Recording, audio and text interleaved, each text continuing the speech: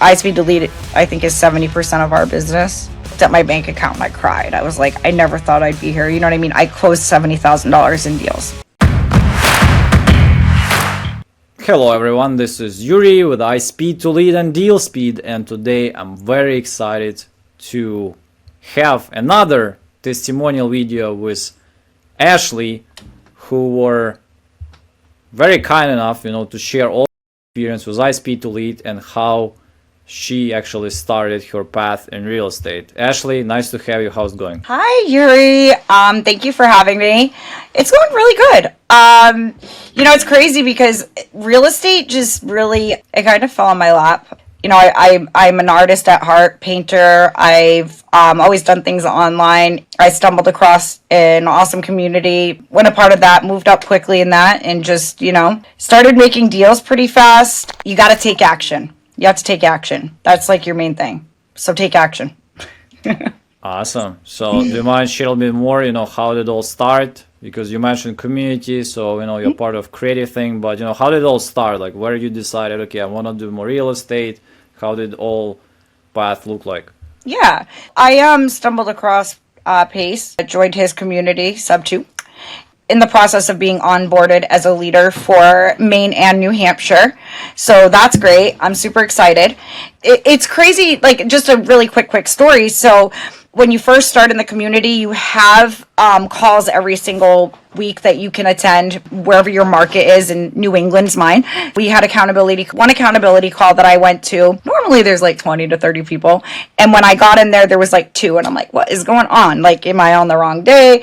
All of a sudden a leader popped up and said, hey, Ashley, we're separating everyone off into separate rooms. So we're just going to move you over into another room. I'm like, okay. Like, I had no idea what was going on. And then Sean Sandville he is a leader of New Hampshire, so he was in charge of that group.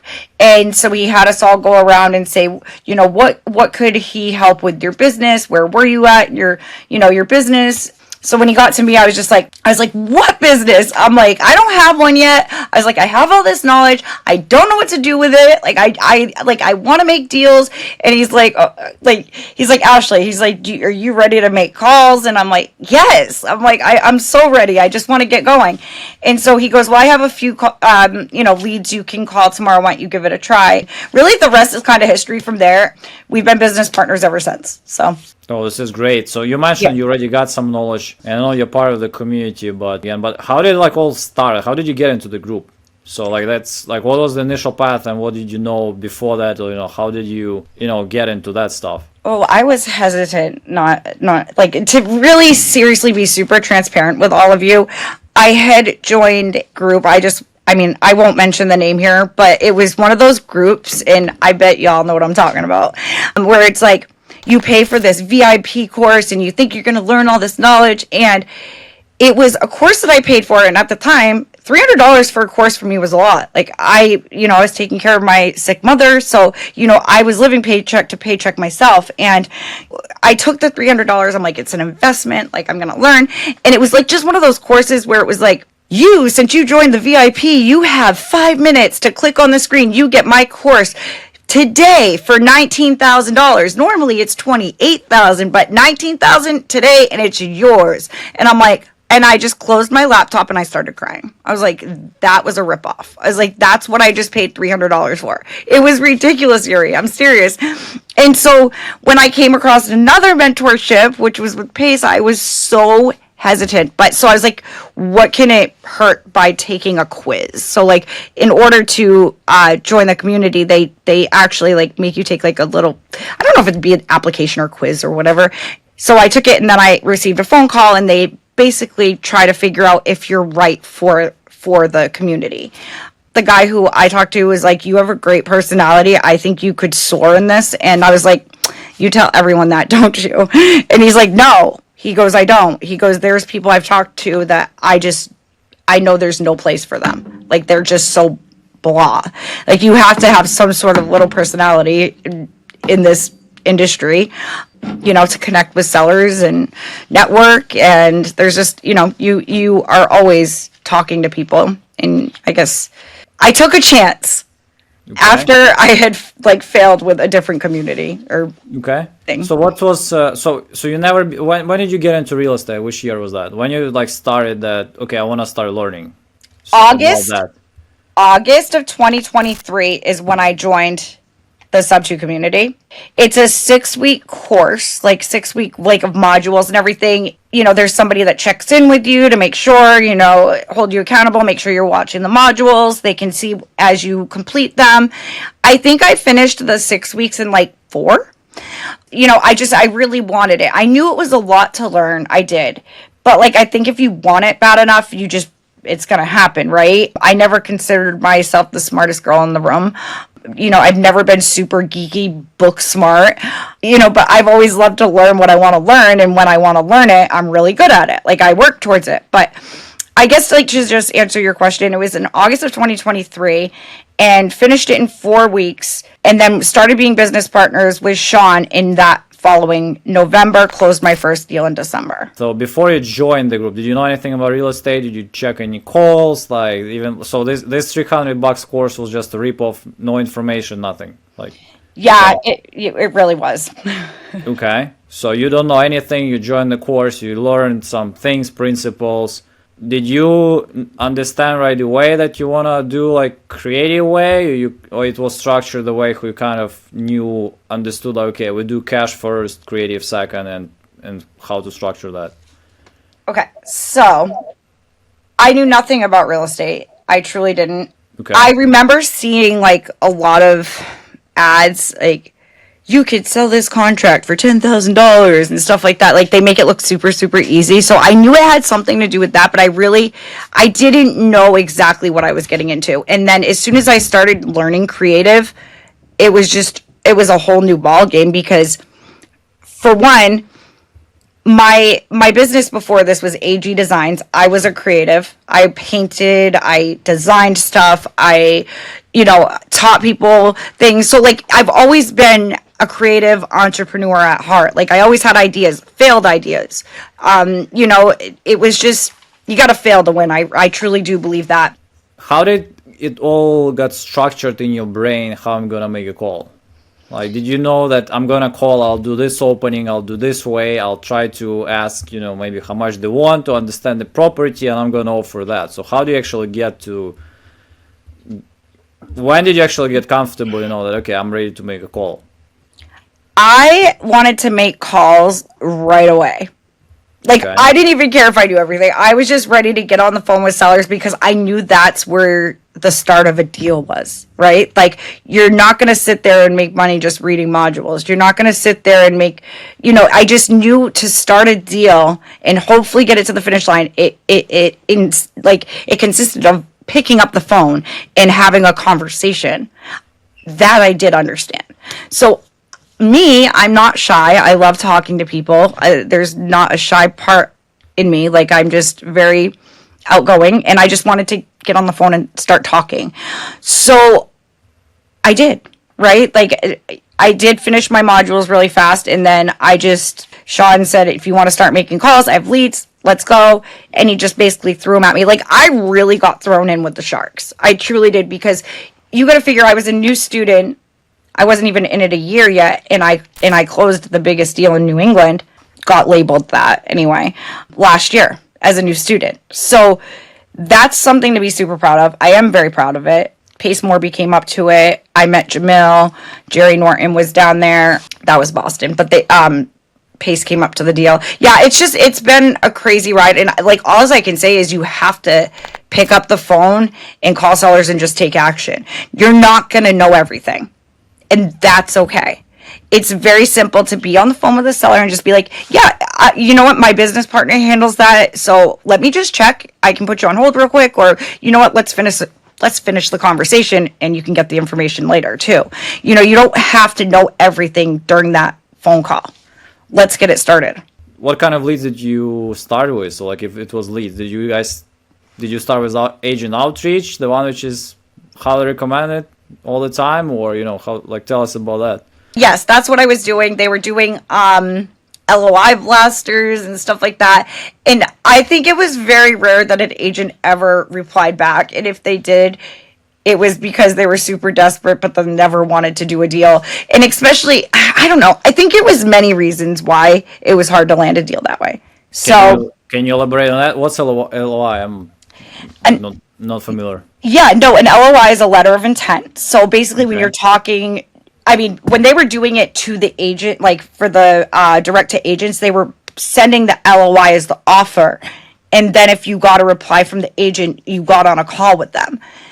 The only time I truly send an LOI, a letter of intent, sorry, didn't mean to hit my microphone, letter of intent is if I'm talking to someone and they want to see the deal on paper before they make a decision, right? They might be a visual person and they want to see it written out so they can read it. That's really the only time I really ever send them. Like I said, I didn't have great luck with that. I'm more direct to seller. I love speaking to the seller, not having somebody I feel like blocking me from. Sure. But You know. so, hold on, didn't you mention your first deal was through the agent? It was, yes. So, well, my first deal I closed was one of Sean's leads, and then, like I said, I've just been wanting to take action ever since I started this. So I'm just sitting there on, I think, a Saturday morning, and I'm like, just looking at like houses on the MLS, and I was like, I scrolled by this super beautiful one, and it was just insane, and I was like, it's been on the MLS for 100 and I can't even remember exactly, you guys. So if you've seen a video prior to me talking about it, I think it was like 164 days. It's been a while.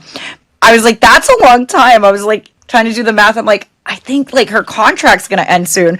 So I just, I picked up the phone and called the agent, and mind you guys, I'm very new, so I'm not pitching that great. I'm truly not. So I wish that call would have been recorded, honestly, because I ended up landing that deal, but I pitched creative finance. She called me back that night, said the sellers would love to hear more. What do you have to offer? I still have the very first LOI that I did send.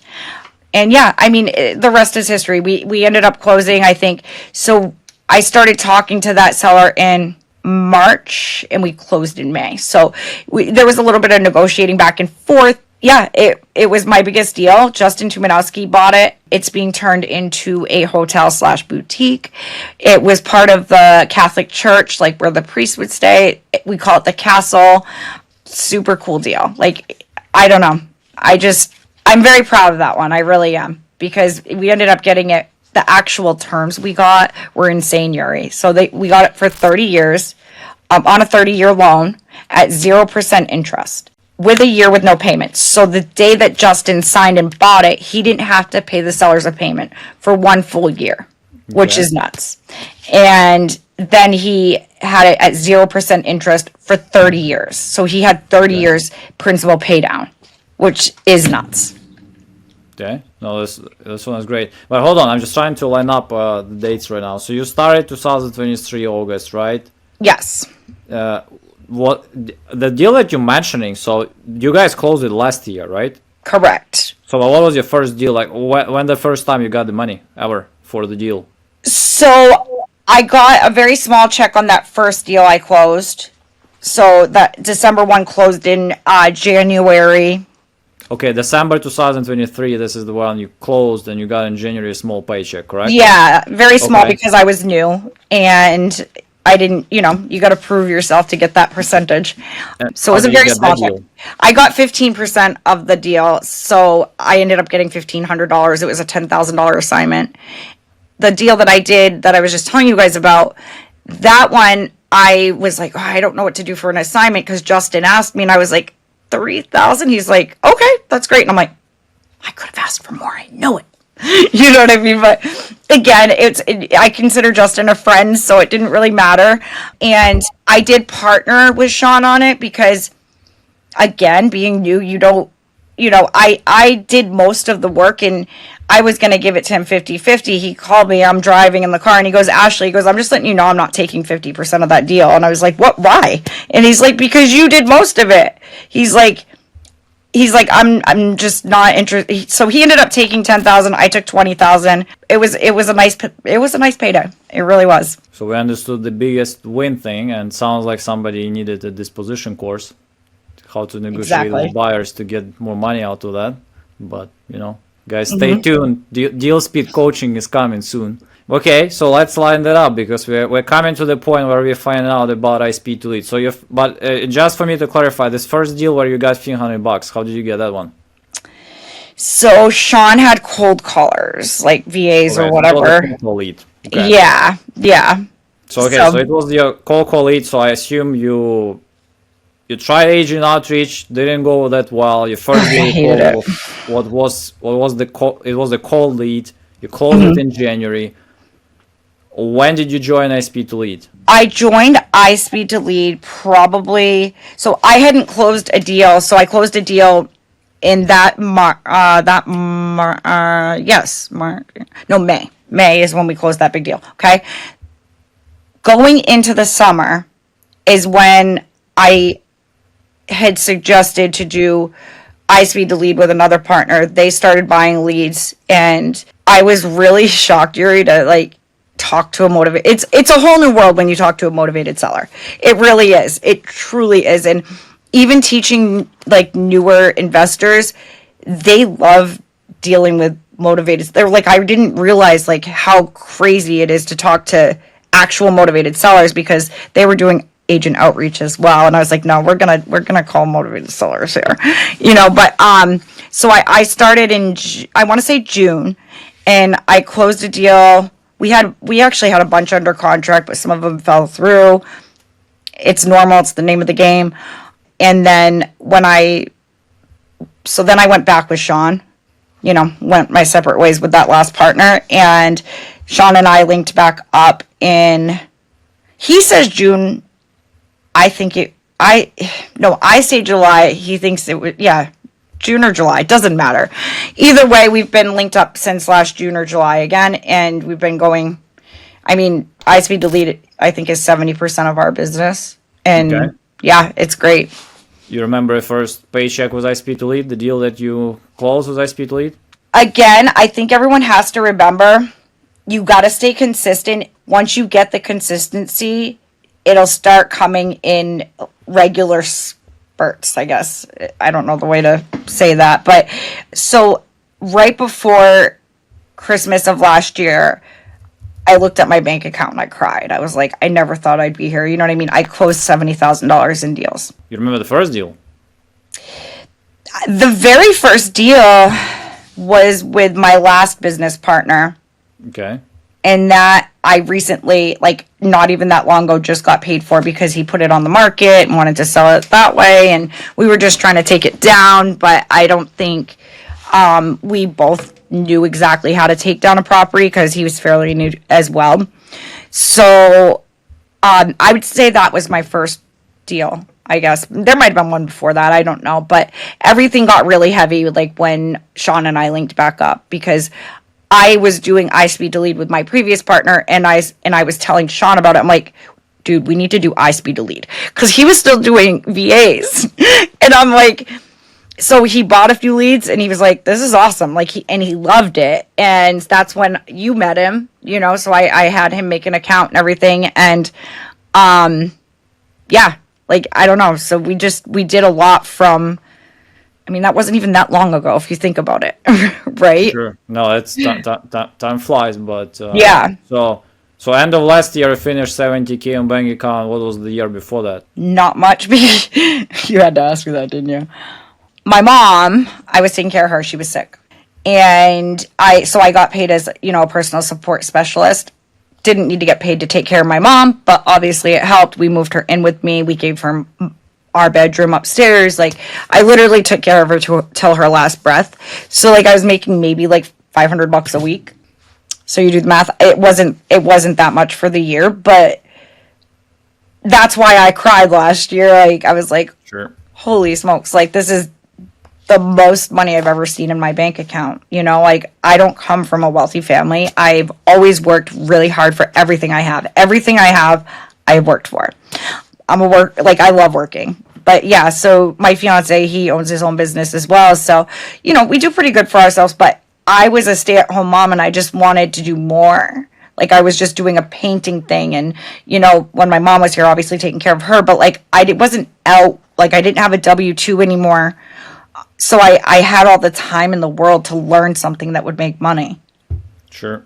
And I'm glad you mentioned that. So here, and this is another question I wanted to ask and kind of talk to people who might be in similar situations. So you're a stay-at-home mom, you're trying to make things happen. So I would imagine you don't have that much time. I mean, how much really time objectively you have had in a day, you know, to try to call and close deals and do all that type of stuff, especially when you were kind of starting before iSpeedToLead, like how much really time you think you had? And I want to lead to the point, like if you think you would get success by, let's say, cold calling or just doing a lot of, you know, maybe agent outreach or maybe other I know ways. where you're going with this, and it is complete. It's night and day. You guys, like, you know, I love iSpeedToLead. You guys have seen me on here many times. I'm not getting paid to say this. It's a whole new ball game, and it's better. Like, you have to figure, if you're spending all that time cold calling and hearing all these no's and getting hung up on, they already do that for us. You know, so having somebody that does it, that's a professional at it, that can get actual inbound leads is a complete different ballgame, right? Because when you're doing a cold call, that's an outbound. You're calling them. They're not calling you. The inbound leads is where it's at. Like, that's showing some sort of motivation, right? If I'm calling you because I want to sell my house, there's motivation there. You're going to have more of a chance locking up that deal. So it really is, it's a night and day. It really is. And just for our audience to know, so how many children do you have? 3 and a stepson, so 4. So you have almost 4 children. So yeah, 4 children. You're so funny, yeah. Plenty of things to do. Busy trying to close deals, so you don't have time to, you know, screw around and make it happen. You still made it. So which is awesome. Okay, let's talk about the other thing. So let's imagine people are watching us, and I ask everybody that. So what do you think are top 3 mistakes people make when they try to start? The top 3? On the top of your mind right away. Top 3, definitely not staying consistent. Like, talk and no action, 100%, because you have to take the action and fail to make it somewhere. You have to. Like, I've made mistakes that I've never made again, and not finding people to link up with. Seriously. Those were, like, the 3 things I did it, like, so I linked up with someone, I took action, and I stayed consistent. So if you're not doing those things, you probably are moving very slow. A worm might, or what would you say, a snail? A snail might be moving quicker. Sure. A worm. Okay. And let's go back to talk about exit strategies, you know, like creative, all that type of stuff. So you mentioned money that you got, like total. I assume there is some span also and all that type of stuff. But out of the deals that you make, which percentage is just straight cash offer? Which percentage is creative? Like, or, you know, what do you typically do? Like when you call, like, and what eventually happens? I know everybody try to be smart as squeeze max, but what's the real most common cases? I'm going to be 100% honest with you. You know, I think people put on fronts sometimes, but cash is always the easiest, right? That's going to be the easiest contract. That's going to be the quickest close. That is going to get you to the finish line a lot quicker than a creative deal. Creative deals are super, super fabulous, but you have to remember that it kind of shrinks your buyers list down a little bit. I would say, like, you know, it's easy to find a cash buyer, but like when you get creative, not everybody does creative deals. You may have a deal that you offer cash to that's not going to work, right? But you want this deal, or you really want to help these people, so you get creative and you're like, how can I get this to the finish line? So that's when, you know, seller finance, or, you know, do you still have a mortgage? You know, trying to figure out how you can get this to over here, which is the finish line. You know, so you're just trying to, you know, come up with creative ways. And the thing is, like, I try to tell people, there's things that have labels, right? Like sub 2 has a label, or subject 2 has a label, seller finance has a label, novation has a label. There's stuff out there that you could get creative with and have your own label. Like, that's how creative you can get with deals. Seriously. Okay, so going back to the question about percentages, what's the cash, what's the creative in your case? I would say, to be honest with you, there's more cash than creative. I would try to lean for that, but I don't know. I really couldn't give you a percentage. I mean, like right now in my head, I have 2 cash deals locked up and 1 creative currently right now. I guess it depends, because last month it would have been a little bit different. I think I had like 3 creative and then 1 cash. It really just depends. You know, I would say, let's just go 50-50. I don't know. And so another question I would have. So is that, and I don't know, so I'll just be curious, out of curiosity, is that harder right now to close creative, or is that getting easier? Like, because, market changes, all the type of stuff. So is there any feel for that? I know there are some shifts in cash thing too, but what about creative thing? So the creative thing's great, right? Like, think about it this way. So if you looked at, like, okay, we talk about subject to seller finance, novation. Those are the 3 we talk about the most. Like, we could get into, hybrids and stuff like that, but that's when you're getting into really deep stuff. So let's just keep it simple right now. There's a seller and they just purchased their house. It's going to cost them money to sell. You come in and you offer to put $5,000 in their pocket to take over that mortgage that might have a 4% interest rate that you can't get at a bank. So it makes sense, right? So that would be something that would be easy. Like, I'd be like, yep, easy. I'm buying your interest rate. And like I said, cash, yes, it does close faster, but every deal, the reason why I'm having a hard time answering your question is because every deal is so unique that you need a unique way to close, or, you know what I mean? So I'm probably going to answer Yuri's question before it comes. I think that having multiple exit strategies is the way to go, because you're going to close more deals, 100%. Sure. So let's go through that, because I probably wouldn't go a lot into like role playing something, because people can watch your calls over there. But what's the legal structure of your call, and how do you transition to creative? So let's break it down. So you would call, you do the opening. So I'd imagine you wanna just tell us more about this process. You would probably ask for how much they want in cash, right? You analyze, and after you do the transition. So can you tell us a little bit more about the structure? Yeah. So like, you want me to like tell you like how I would explain it to a seller or whatever? Is that kind of what you're asking? Oh, I have a second question. Wait, that's good. So, but no, what's the typical structure of the call? Like, you call, I pick up the phone, so you would ask them how much they want for the property, like. Correct. First, you verify. You want to verify that you have, because what if I have 123 Main Street here, Mr. Rogers. Okay, so I call, get Mr. Rogers on the phone. Hey, Mr. Rogers, this is Ashley. I'm looking at 123 Main Street. Are you still interested in selling that?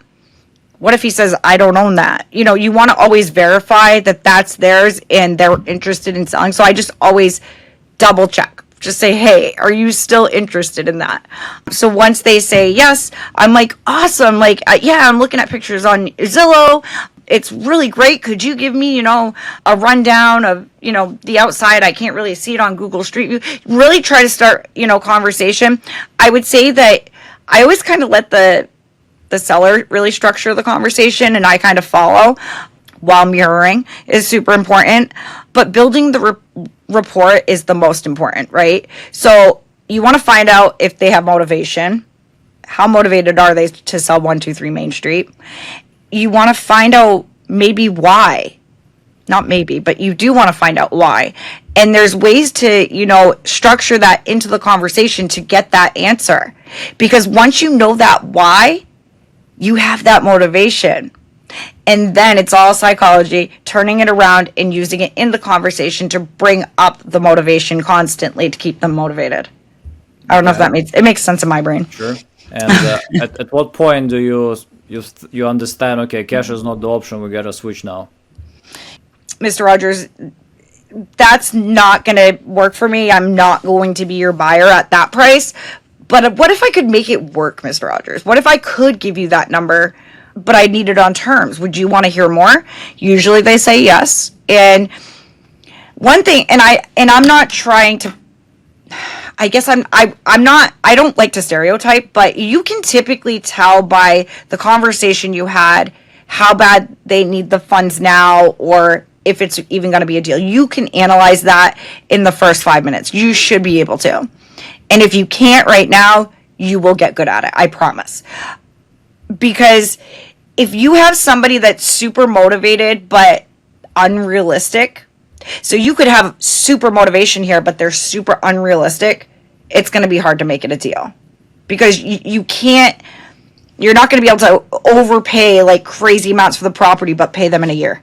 You know, so it's just not going to work. So sometimes you've got to let it simmer with them for, this is why follow-up is also super, super important, right? So following up, letting that pain simmer and that motivation simmer and get stronger, because then they're more apt to want to do something creative or want to take a lower cash offer.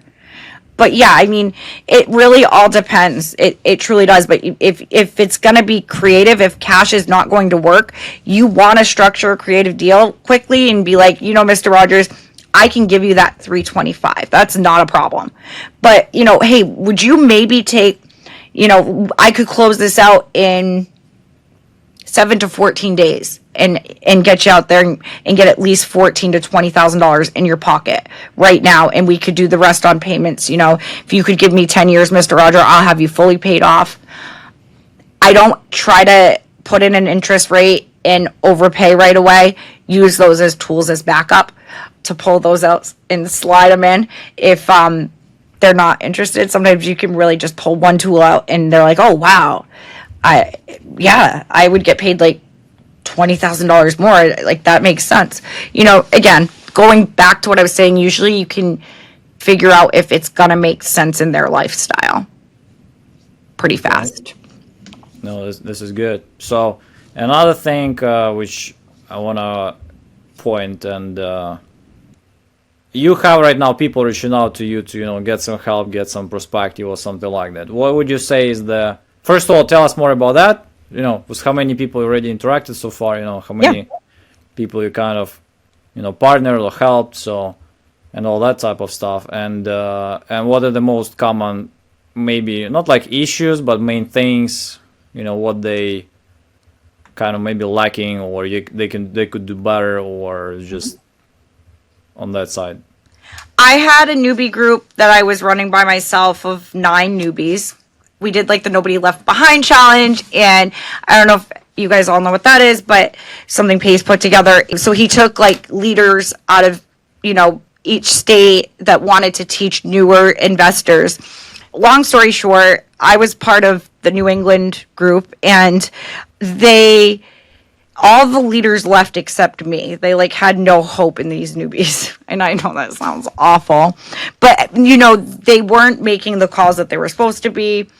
Things just weren't getting done properly.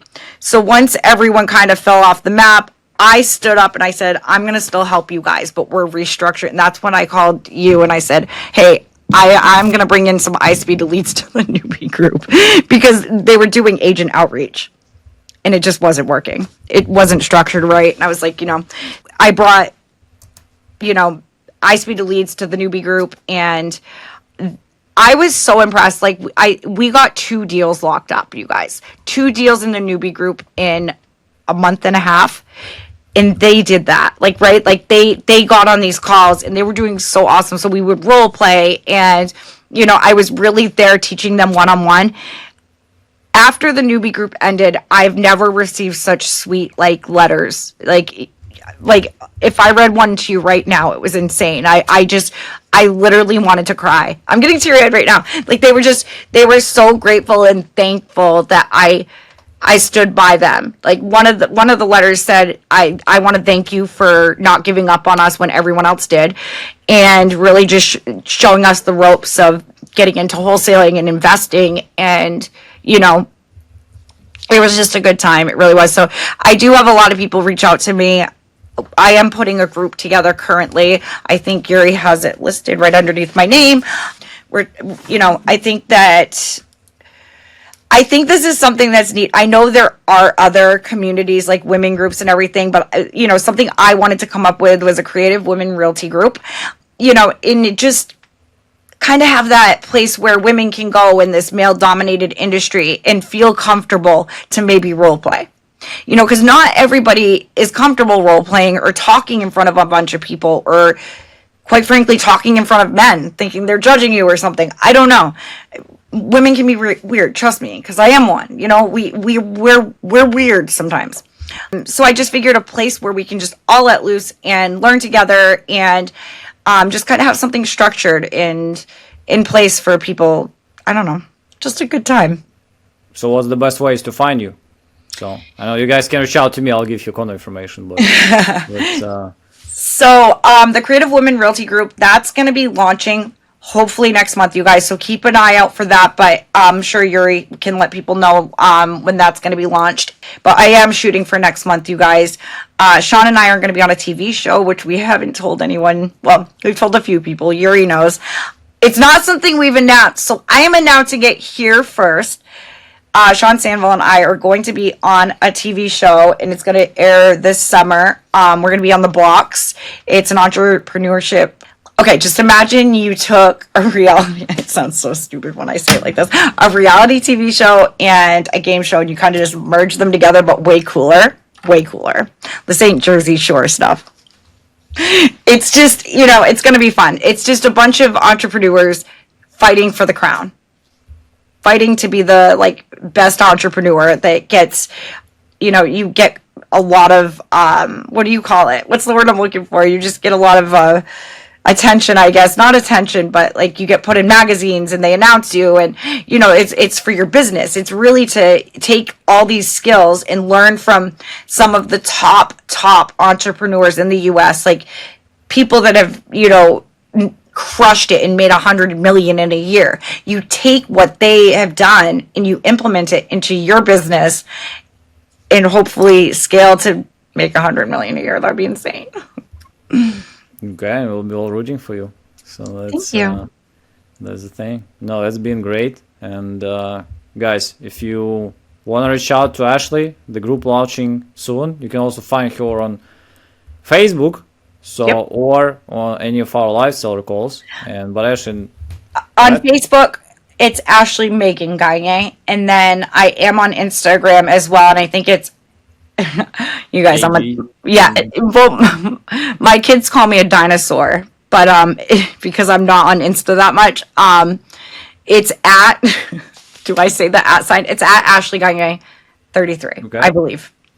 Okay, that sounds awesome. So Yeah. yes, guys, it was Ashley, who's closing deals consistently, been in the business already for some time, you know, changed her life, and we're looking forward for you to be the same. Check all the other videos we have from different people, different approaches, different styles, but they get it done, and we're looking for you to close some deals as well. Ashley, nice to have you, and Thank you. close more deals.